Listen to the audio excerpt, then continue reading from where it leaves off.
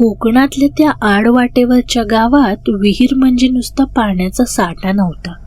ती एक जिवंत संस्था होती, जणू एक जिवंत श्वास, कधी प्रेमळ तर कधी क्रूर. विशेषतः पांढरी विहीर. या विहिरीला पांढरी म्हणण्यामागे एक कारण होतं. तिच्या तळाशी असलेला शुभ्र खडक आणि त्यावर वर्षानुवर्षे साठलेले पांढरे शेवाळ. पण लोक म्हणायचे ते शेवाळ नाही, त्या विहिरीत असलेल्या आसरांच्या पांढऱ्या वस्त्रांचे ते तुकडे आहेत, जे पाण्यातून वर येत नाहीत, फक्त तळाशी राहून नवीन येणाऱ्यांची वाट पाहतात. अनंत हा गावातीलच मुलगा. त्याला या गोष्टींवर पूर्ण विश्वास होता. त्याला माहीत होतं की इथं प्रत्येक वळणावर कोणत्या ना कोणत्या अदृश्य शक्तींचा वावर असतो आणि रात्र झाली की त्या शक्ती अधिकच अघोरी रूप धारण करतात. एका पावसाळी रात्री अनंतची 5 वर्षाची मुलगी मनू जोरात तापाने फडफडत होती. गावात डॉक्टर नव्हते. जवळच्या तालुक्यात जायचे तर तोच पांढऱ्या विहिरीचा रस्ता लागत होता. त्या रात्री पावसाने जणू आभाळ फाटल्यासारखा जोर धरला होता. रस्ता चिखलाने माखलेला, समोर काहीच दिसत नव्हतं. अनंतने बायको सुमित्राला सांगितलं, सुमी, आज अमावस्या आहे आणि हा पाऊस, पण मनूचा ताप बघवत नाहीये, आपल्याला निघावंच लागेल. अनंतने खिडकी बाहेर पाहिलं. बाहेर गुडूप अंधार होता. तालुक्याचा रस्ता गाठण्यासाठी मधल्या राईतून जावं लागणार होतं, जिथं ती पांढरी विहीर होती. अनंतचं मन धडधडत होतं. त्याला ठाऊक होतं की आजची रात्र त्यांच्या बाहेर पडण्याची आहे, पण बापाचं मन मानायला तयार नव्हतं.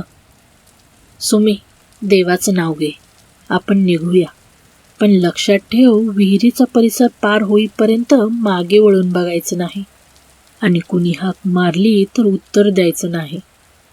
अनंतने बजावलं. अनंतने मनूला छत्री खाली घेतलं आणि ते तिघे टॉर्चच्या उजेडात निघाले. टॉर्चचा प्रकाश पावसांच्या धारांमुळे कापत होता. अनंतला प्रत्येक पावलावर भीती वाटत होती. पायवाटेवरची माती चिखलात बदलत होते. जसजसा विहिरीचा परिसर जवळ आला तसतसा पावसाचा जोर अचानक कमी झाला. वाऱ्याची घोंगावण थांबली. परिसरात एक भयान शांतता पसरली. अचानक अनंतला दिसलं की रस्त्याच्या मधोमध एक लहान मुलाचं खेळणं पडलंय, अगदी मनूच्या बाहुलीसारखं.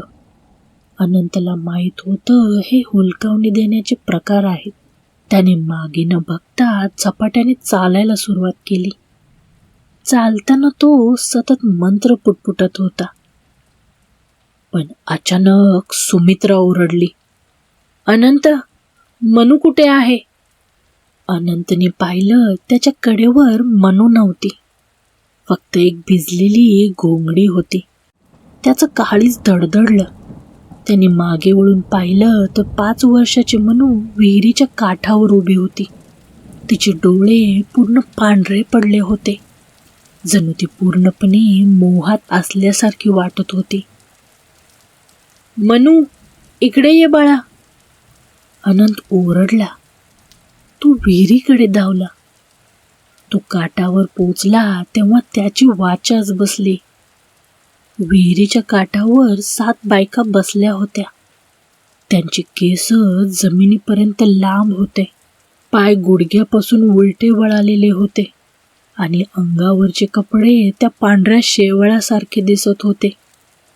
त्यातली एक आसरा मनूच्या गालावरून हात फिरवत होती. तिची नखं लांब आणि काळी होती.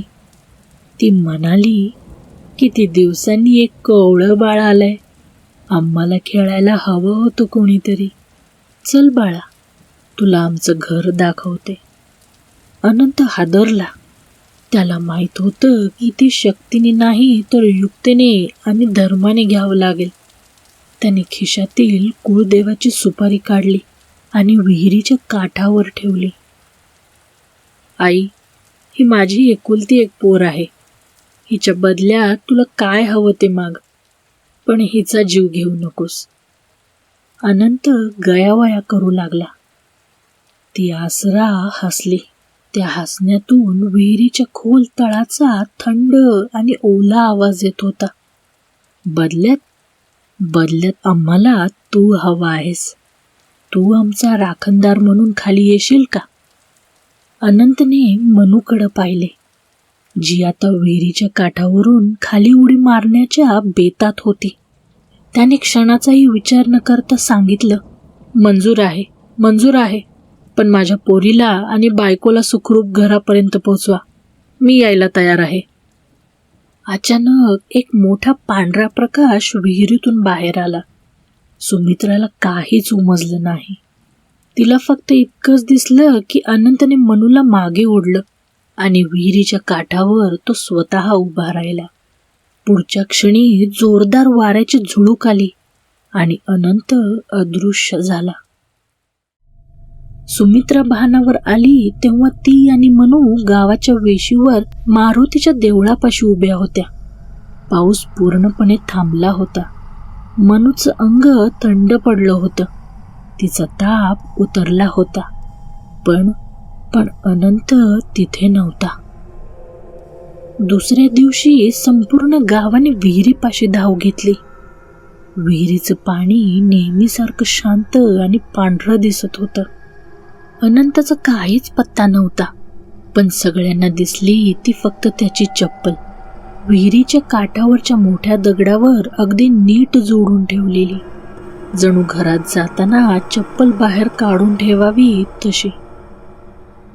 आजही त्या गावात लोक म्हणतात, अमावास्येच्या रात्री जर कोणी त्या विहिरीपाशी गेलं तर त्यांना त्या 7 बायकांसोबत एक माणूस दिसतो.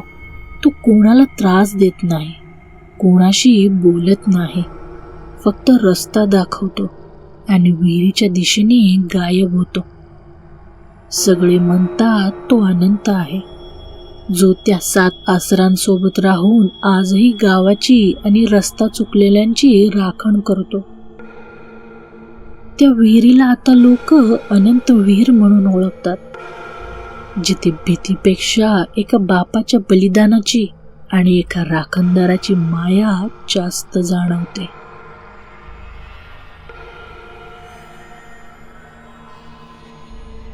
तर मित्रांनो, ही होती आपली आजची भयकथा. ही भयकथा तुम्हाला कशी वाटली हे मला कमेंट सेक्शनमध्ये नक्की सांगा.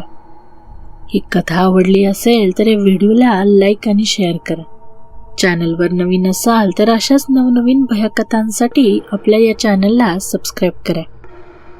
चला तर मग भेटूयात एका नवीन व्हिडिओमध्ये, एका नवीन कथेसह.